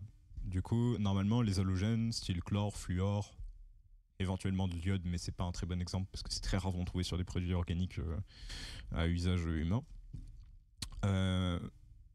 Normalement, ils ont une augmentation de la capacité à passer à travers les membranes et du coup une augmentation de la biodisponibilité. Après, en l'occurrence, par rapport à là, j'ai pas directement checké les biodispos de la kétamine et de l'exchlorokétamine, du coup je m'excuse d'avance. Je pourrais la regarder, mais c'est peut-être pas exactement le moment, mais je regarderai ça par la suite et j'hésiterai pas à mettre une petite explication en dessous de la vidéo par rapport à ça, histoire de pouvoir clarifier les choses, parce que je rappelle juste que c'est des recherches chimiques, c'est que tout ça ne sont que des hypothèses et que c'est des produits qui sont globalement très peu étudiés. Mais du coup, oui, normalement le chlore est censé augmenter la biodisponibilité par rapport à l'exchlorokétamine. Voilà. Après, effectivement, je pense que ça dépend aussi des moyens d'administration, ça dépend du type de membrane, ça dépend de plein de facteurs. Et il y a toujours des bonnes surprises parce qu'il y a aussi certains transporteurs qui peuvent fonctionner avec différents types de substrats. Ça peut être des substrats chlorés ou des molécules plus petites, justement. Plus on réduit la taille d'une molécule, plus il y a la chance de trouver un transporteur qui puisse la transporter à travers les membranes.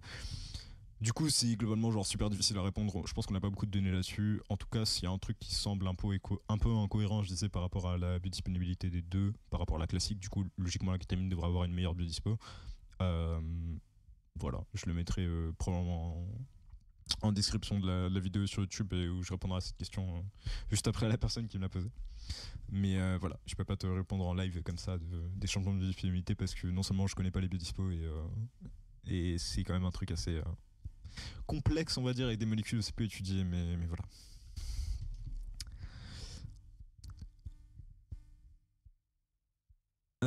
Dans quel cas les anesthésistes utilisent la quai plutôt que les triptyques plus classiques, hypnotiques, paralysants, antinociceptifs C'est une bonne question. Je pense qu'il faudrait poser à quelqu'un du corps médical. Je ne suis pas du tout. Enfin, j'ai fait quelques études en sciences pharmaceutiques, mais je suis pas pharmacien officiellement déjà, et j'ai pas du tout de formation en anesthésie malheureusement. Euh, En tout cas, justement, il y a un avantage en termes de la stabilité des paramètres physiologiques, justement en cas de traumatisme physique de la personne. Donc, chaque c'est beaucoup utilisé. Il y a la simplicité d'utilisation aussi qui est vachement utilisée pour en ambulatoire, du coup, ou que ce soit au niveau de l'ambulance ou même chez des personnes. Du coup, ça évite de devoir déplacer 50 trucs, vu que c'est relativement simple à utiliser. Euh, Après, par rapport, je pense, à une question de prix aussi, évidemment. Le kétamine n'est pas super cher en soi, mais il y a des substances qui sont encore moins chères, du genre le fentanyl, qui coûte vraiment rien. Et juste une question des différentes indications, ça doit être ultra varié. À mon avis, tu peux trouver des livres là-dessus entiers d'anesthésiologie qui t'expliquent les différentes pathologies qui vont faire en sorte qu'on va utiliser tel ou tel machin. En l'occurrence, une réponse générale à cette question va être difficile à trouver, je pense. Voilà. Ça dépend aussi après des guidelines qui sont suivis, qui changent en plus d'année en année, etc. Du coup, il n'y a pas de réponse extrêmement claire de quand est-ce qu'il faut utiliser de la kétamine ou quand est-ce qu'il ne faut pas en utiliser. Mais globalement, c'est pas une question qui est censée trop toucher le grand public, je pense. Voilà. Et si jamais vous avez eu une assésie dont vous savez pas trop d'où ça vient, etc., n'hésitez pas à poser la question au réveil. C'est toujours intéressant de savoir. Euh, mais en soi, sinon, normalement, c'est voilà. Je pense que c'est juste par curiosité personnelle, mais je vois pas trop d'applications pratiques à savoir le pourquoi du comment, même si l'info doit pas être si difficile à trouver, mais à mon avis doit être super complexe au niveau de l'interprétation.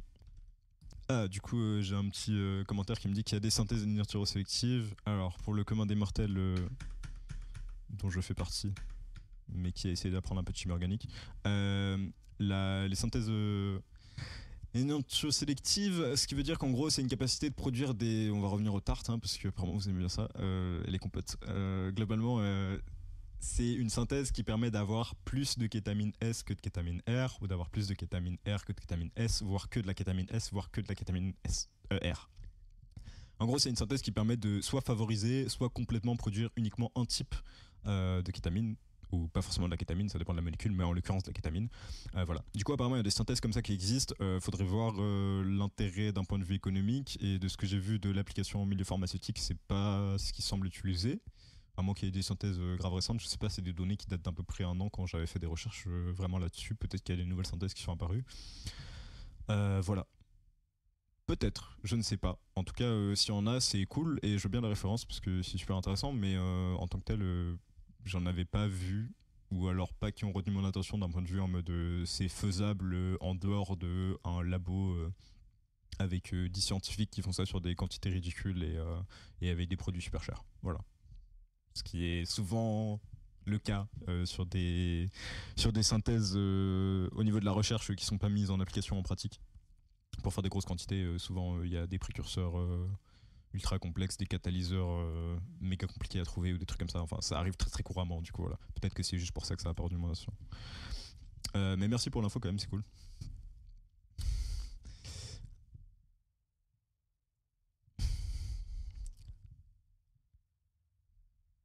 Ah bah du coup j'ai pu avoir les références. Ok, trop bien.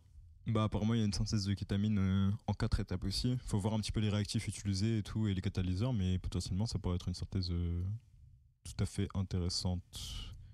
Alors de l'isocyanate pénultimate, à part qu'on dirait un nom de lessive, je sais pas trop si c'est un précurseur facile à se procurer. Non, je pense que c'est. Ouais, ok, faudra voir. Mais voilà, je me documenterai après là-dessus. Euh, les effets des différentes kétamines, ça ne donnerait pas des impuretés ou des résidus de synthèse? Potentiellement, mais potentiellement pas aussi. Je sais pas. En vrai, c'est une question ouverte qui mérite d'être posée, mais sur laquelle on n'a pas vraiment la réponse, je crois, parce que caractériser tous les différents produits synthèse, alors bien sûr, ça a été fait, mais le truc, c'est pas juste de caractériser tous les produits synthèse, qui peuvent varier selon la voie de synthèse, même si là, je vous ai décrit enfin, même si là, la principale, justement, qui se fait, c'est vraiment une synthèse, genre, couramment utilisée. On va dire c'est un peu un standard entre guillemets. Du coup, oui, c'est possible de caractériser les résidus de synthèse. Par contre, je crois pas qu'il y a eu d'études pharmacologiques en fait de l'activité de ces différents dérivés. Euh, En dehors de le brome et la méthylamine, voilà, c'est des composés qu'on connaît relativement bien, qui sont pas psychoactifs à ma connaissance parce qu'ils sont surtout genre super toxiques. Mais voilà, potentiellement, peut-être qu'il y a des dérivés plus ou moins actifs qui sont produits pendant les synthèses. Je crois pas qu'ils ont. Enfin, à ma connaissance, ils n'ont pas été caractérisés d'un point de vue pharmacologique, mais c'est une piste potentielle qui pourrait expliquer les différents effets entre des kétamines. Voilà. C'est pas impossible en soi.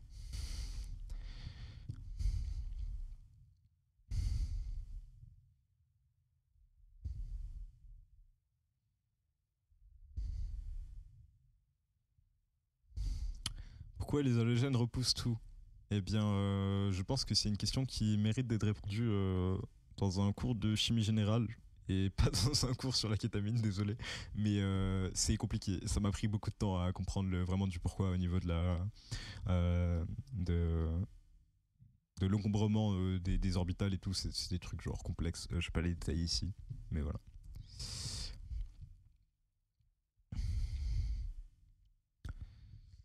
Ok, quelqu'un qui veut bien les sources, ben oui, en vrai, avec plaisir, je vais essayer de vous retrouver ça.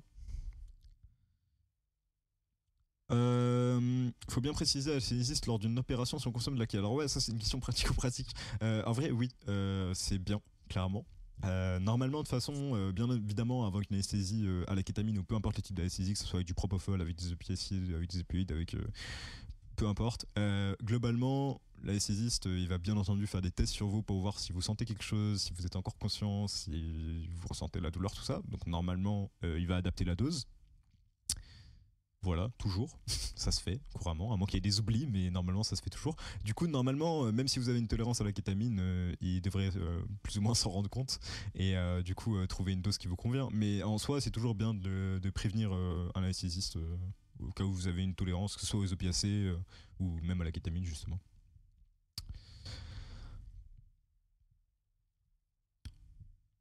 Voilà.